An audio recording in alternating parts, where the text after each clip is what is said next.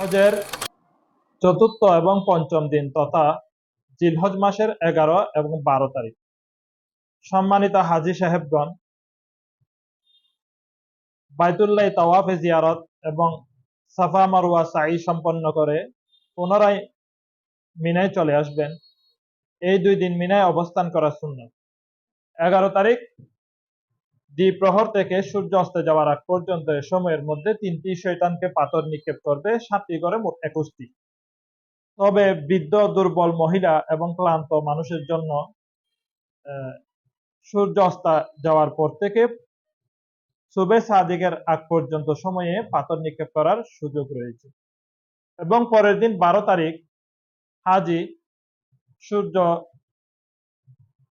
ঢলার পর দ্বিপ্রহরের পর থেকে সূর্য অস্তে যাওয়ার আগ পর্যন্ত সময়ের মধ্যে পাথর নিক্ষেপ করবে।